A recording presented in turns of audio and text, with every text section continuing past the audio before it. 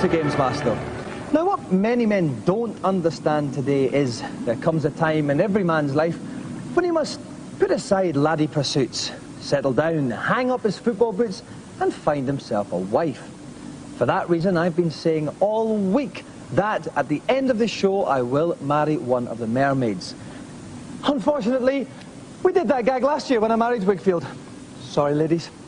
However, we can console ourselves with the fact that later on in the show, two of the country's finest cricketers, Adam Hollioake and Phil Tufnell, will be showing us their googlies, and we'll continue this marathon theme with an event we call Till Death Do Us Part.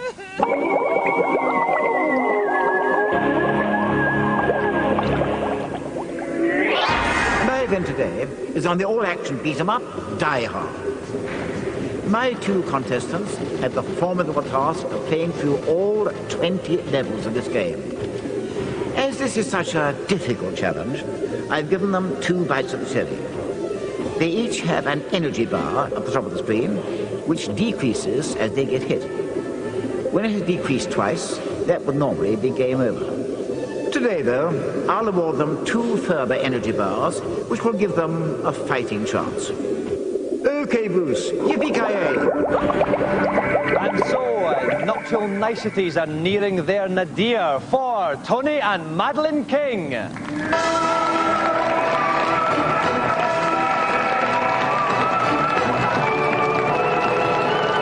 to the show, Tony. Welcome, Madeline. Right now, how long have you been married, you two? 5 years. Do you argue a lot? Have you ever split up, anything like that? Only had one problem once, haven't we? Yeah. We both trying to give up smoking. It lasted 3 months. We ended up getting so stressed that we split up.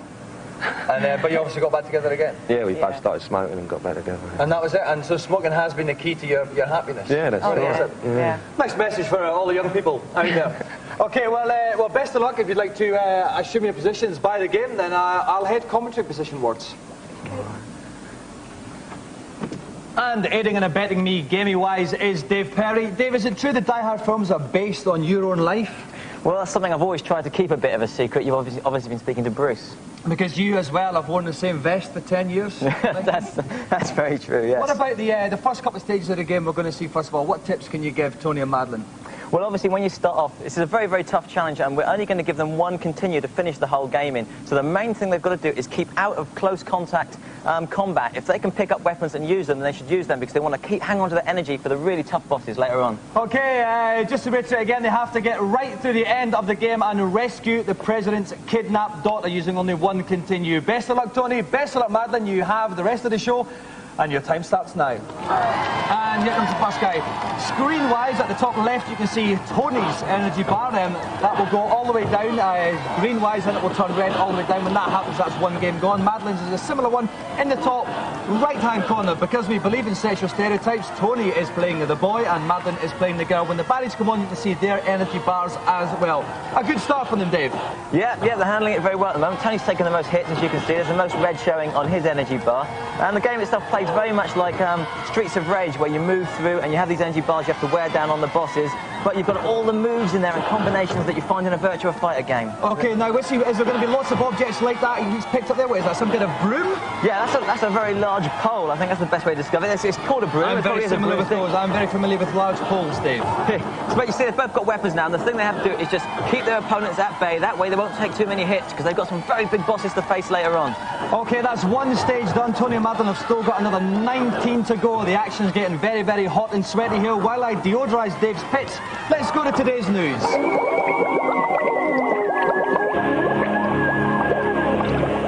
Following last week's Virtua Fighter 3 event, we've got an exclusive look at the only serious arcade contender in the pipeline. It may look like Tekken 2, it may smell like Tekken 2, but these are in fact world-exclusive pictures of the much-awaited Tekken 3. Still in development and without sound effects, Namco felt hairy enough to invite GamesMaster to their offices a couple of weeks ago to be the first people outside of Japan to preview one of the games of the year. Set 20 years after Tekken 2, it sees the return of 6 of the old crew, who now sport a whole new bunch of tricks. Of course, there are new characters, like the beautiful Lin Shaolin and the brutal Ring, who turns out to be the son of Nin and Kazuma. Still with me? But those expecting complex split-level fighting environments like Virtua Fighter 3 will be disappointed. It's as flat as 3-day-old pop. However, on the "oh, look at that" and the "ooh, I bet that hurt" scales, the designers have come up trumps. Expect it in arcades in March or complain to me. Welcome back. We're in the middle of our Till Death Do Us Part event. Tony and Madeline King trying to get right through Die Hard before the end of the show. There are 5 levels, 4 stages in each level. They're at present on level 2, stage 2. Now, lots of guys in very bad yellow kind of Oasis-like Kagul hooded tops there. It's like a throwback from the movie Outbreak, isn't it? But what they can do is they've got to watch this hose as well coming from the fire engine, because that'll knock them over and damage them. And there's a gun on the floor. There's a machine gun now that Madeline can pick up. But Tony's been a bit cowardly. He's hanging back with his pistol, and Madeline's in there. He's letting Madeline take a kick in now. She's in there taking a kick in. She's got a machine gun now. This is payback time. No, she can't actually shoot Tony though. She might want to at this point, but not yet. I think she wants to. She's aiming at him. He's running away, but she can't do him any damage. He's been hit by the fire engine hose, so that's justice. Okay, so at the moment they're still doing battle with the fire engine. Contractually, though, I only have to spend a certain amount of time standing next to Dave in one show, so I'm going to escape into today's Celebrity Challenge. Let's go over to GamesMaster and find out what it is. It was on my most recent trip to California that I discovered the rather entertaining attraction that formed the basis of today's event. A wicked baseball game that challenges contestants to hit the ball out of the park. 2 contestants will both face 6 pitches. The winner will be the one who hits the balls the biggest total distance. To warm them up, the first 2 balls will be pitched in practice mode. Then they'll face 2 from a minor league pitcher, and finally 2 from a devastating major league fast arm. Bring out the cheerleaders. I'm feeling like a big swinger today. Okay, our guests tonight, like me, are used to bowling a maiden over. Please welcome the potential of future English cricket captain plus the bad boy of English cricket, Adam Hollioake and Phil Tufnell.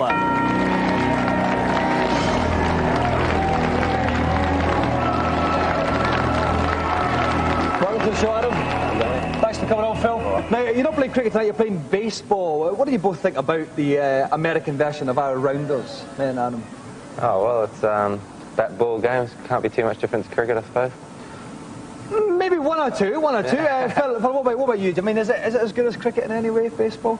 Well, yeah, I mean, I watched a little bit of it, on the telly, and it looks a pretty good game, Can you adapt any of your own wonderful batting techniques then to baseball? Well, we'll have to see. I'm looking forward to sort of like giving a few home runs here. And what is your highest score for England again? 22. 22. Okay then. Right.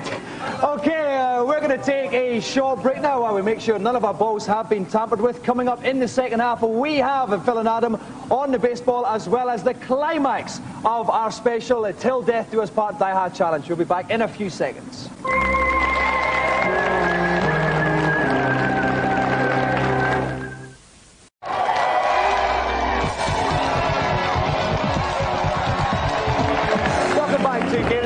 Not a bad show, actually, if I don't mind saying so myself. We have got Tony and Madeline King at the moment playing through the arcade game Die Hard, and we're joined by 2 special guests tonight representing the full age spectrum of English cricket. Young, fresh-faced Adam Hollioake, wily, seasoned-old pro Philip Tufnell, about to do battle on the old baseball. Joining me in the comedy box is Rick Henderson. Rick, Philip Tufnell is the bad boy of English cricket. You're the bad boy of GamesMaster co-commentators. I'm just bad, Dominic, actually. Okay, now, you don't think this is going to be a terribly close challenge, do you? Well, Adam is the new great white hope of English cricket, and Phil is not exactly batsman extraordinaire. He quite literally bats at number 11. Yeah, he bats at number 11 for England. So how can you help him out? Well, basically, it's get the bat level and straight. Don't top the ball, don't bottom the ball, watch where the ball's coming from, and wear a not too tight a pant, because otherwise you'll get some splittage. Okay, thank you very much, Rick. Okay, the way we're doing this challenge is each player is going to get 2 strikes on 3 different levels, starting on a rookie and ending up in the major leagues. Whoever has the most feet measured at the end will walk home with a golden joystick. Adam is first up on rookie level. Best of luck, Adam. Take your 2 rookie strokes. Okay, so up goes Adam for stroke 1. And that's a good hit, Rick. That side of the park! He's got a home run on the 138 feet there.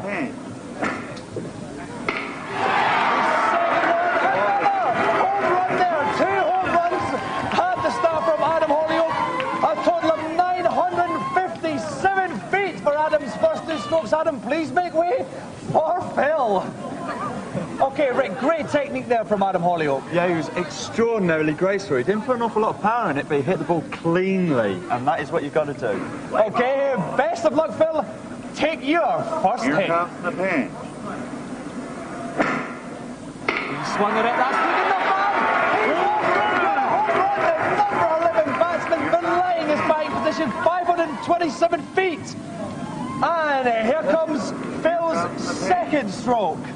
Here comes the ball, he swings, and it's not quite as good as the first one. 4 foot for Mr. Tufnell. He ends up just now with 531 foot. Please swap with Adam.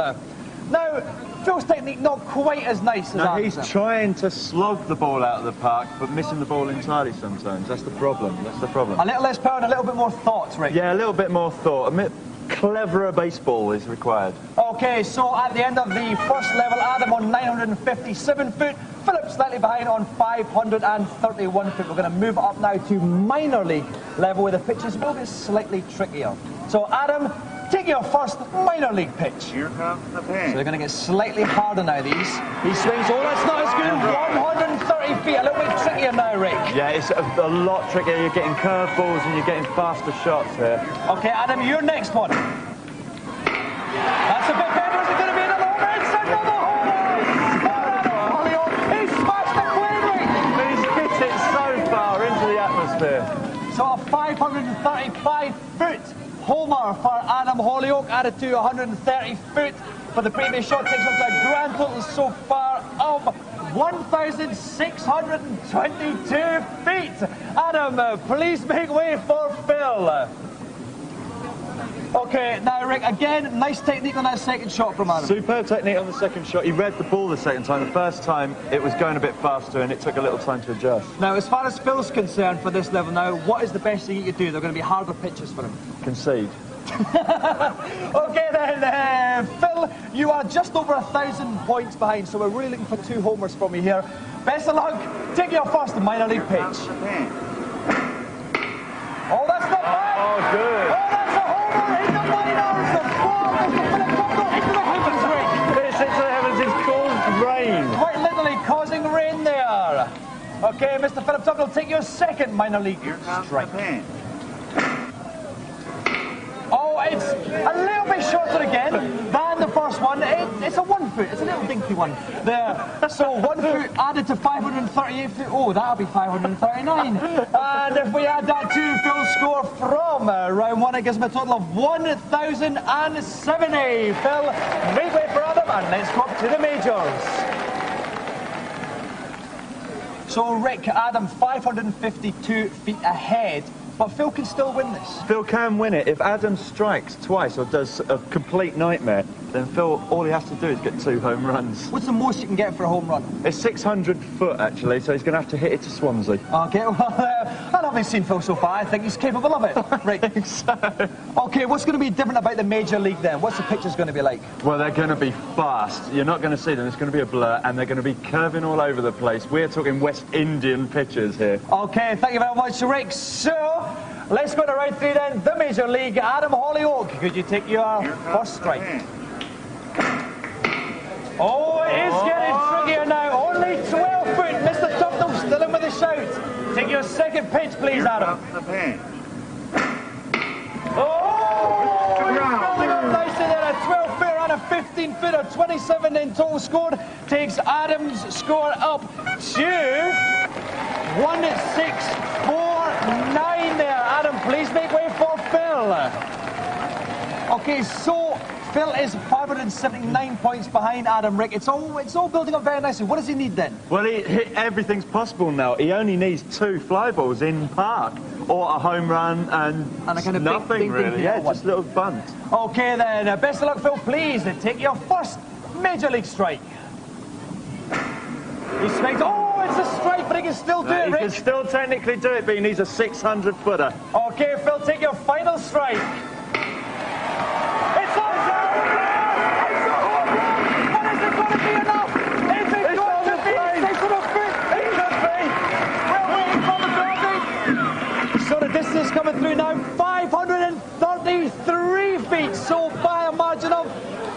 46 feet. Adam Hollioake is the winner.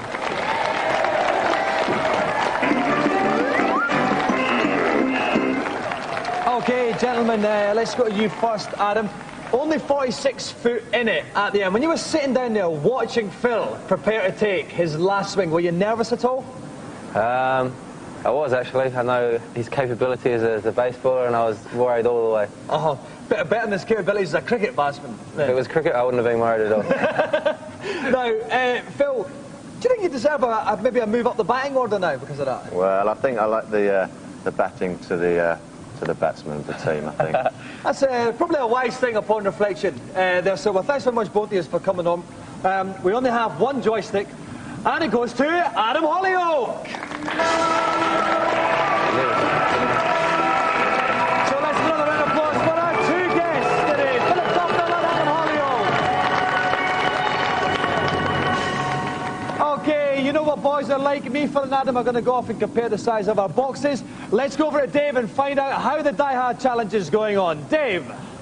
Well, whilst you've been away, it's been all action on our Die Hard challenge. These are some key moments from the game. First, we're going to level 2, stage 4. And this is the moment when Madeline loses her first life. She has to use a continue to carry on with the challenge. Of course, both our challenges are allowed to use 2 continues.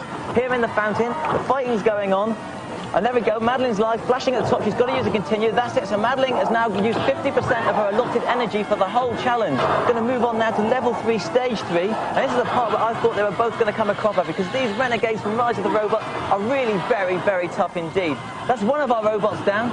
Very, very tricky moment. And Tony is very, very low with his energy at the top as well. He's down to his last bar on his first continue. So it's looking dodgy, but they're still alive. Okay, just a wee check to see how you're doing. Tony, how is your state of Mary Bliss holding up to the rigours of the game? Fine, I'm doing all right. I'm not totally convinced by that one. Madeline, you've been standing in close proximity to a slightly sweaty Tony for a while now. Is this causing a problem at all? No, I'm sure I'll get there in the end. She loves him, sweat and all. I don't think you can say what nice tattoos actually that Tony's got. They're actually worth pointing out, kids. If you do want to get tattoos, very, very good thing. Parents love it. Okay, I'm going to leave you to it. I don't want to distract them too much because they have to get through it. By the end of the show, I shall leave you to it and return it to the comedy position.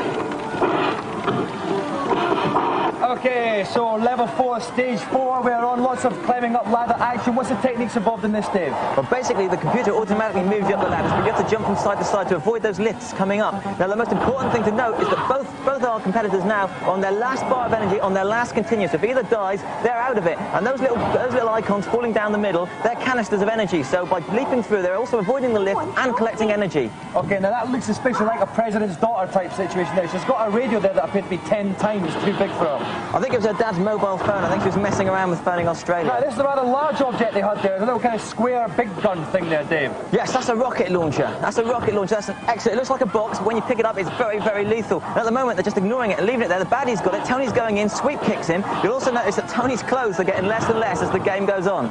Right, okay. But not Madeline's, unfortunately. Okay, they're getting quite close to the end there. We're going to take a short break to go to today's reviews. Hopefully, Tony and Madeline will still be here when we get back. Otherwise, I'll have to resort to pulling rabbits from Dave's buttocks.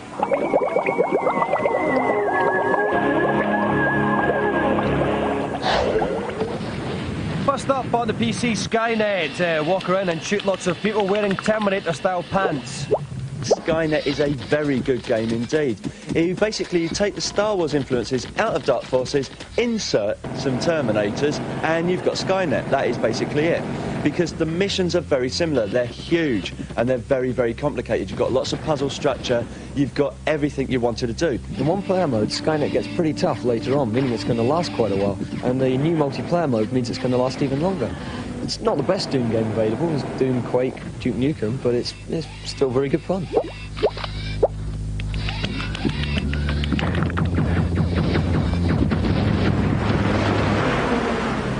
Next up, Dark Forces on the PlayStation. Walk around shooting lots of people wearing Star Wars flavoured pants.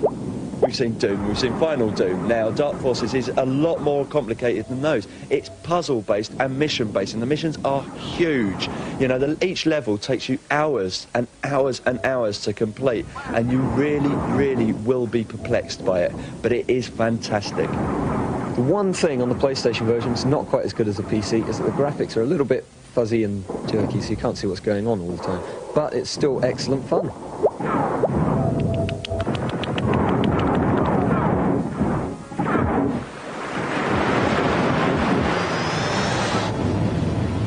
Finally, Contra on the PlayStation. Walk around shooting lots of people, wearing no pants. For a start, there are too many enemies on screen at times, and you just can't see what's going on, and you get hit by random bullets. The other problem is it has a two-player mode, which is fantastic at times, but if both of you die simultaneously, your continuous shunts you back to the beginning of the level, and that's really, really annoying. But it does have a bonus, and that is the 3D glasses mode. Okay, the graphics are in 3D, but when you put your 3D glasses on, you put it in 3D glasses mode, it all gets very dark and dingy and you can't see where the hell you're going. Lovely. PlayStation Contra's still got the enormous bosses, big 3D models, very, very impressive. And overall, the game is still very tough, so it's going to last you a while. It's just that overall, it doesn't quite work as well in 3D with the complete 8-way fire as it did side-on, unfortunately. For more details about these games and how Rick manages to get his hair looking so bizarre, log on to the GamesMaster webpage. Address will follow at the end of the show. OK, Tony and Madeline King then at the final stages of Die Hard. They've been playing since the start of the show. Now they're coming up to the final boss. Now, Dave, what are some of the tactics they should be using with the big bad guy? Well, mainly they've just got to be cooperative. They've both got to wade in because he's got 2 bars of energy and he really does take some wearing down. Of course, they're both on their last bars of energy, so they've really got to watch out that they don't die. OK, then you can see the bad guy's energy just underneath Tony's one there with the yellow bars. He's got about a bar and a third left. That weapon's causing some damage to them though, Dave. It is. Well, he's got a sword and they've got nothing. So what Madeline's doing now, she's using this helicopter kick, which is a special move, but that will wear down her energy as well. That takes off certain units of energy while she's doing it. OK, we can see the boss guy's energy is down on the single bar now, and we're getting quite close to the end of the show actually, so we do hope they still have enough time to finish it off. The boss guy's energy down to halfway. This is very good now, Dave. Madeline's got him in another special move. That's a Jeffrey type throw. You can see that this is a Sega developed game. That's a Virtua Fighter move. She swings him around by his ankle. Now Tony's doing it again. Tony's doing it and his energy's low. Well, let's finish off. No, he's almost out the bag. He's a couple more hits from them. That's it. That's the final hit. The bad guy has gone there. I want one of you to be my new bodyguard. But as you can see, there's a little bit of a twist in the tale because the president's daughter wants a new bodyguard, so she said that the married couple have to fight it out amongst themselves for this top job. So they are fighting each other. Now, Dave, there are 2 weapons they can pick up. They don't seem to be going for the sword at the back, though. No, they've got a knife and they've got a rod. Now, the knife doesn't do a lot of damage. You've got to get very close with it, so it's easy to take off. The rod, you can do long-distance damage, and it does a lot more damage when it connects. This is domestic to end all domestics. OK, well, I said whatever they do, I hope they do it quickly because we are running out of time. There's not a lot on the show left. If we look at the energy bars, Madeline's one's really, really low, but she's making a bit of a comeback now, Dave. Yeah, she's got the rod. She's making the most of it. But Tony's kicked it out of her hand. She's down now. She's down. She's nearly down. We're running out of time. Come on.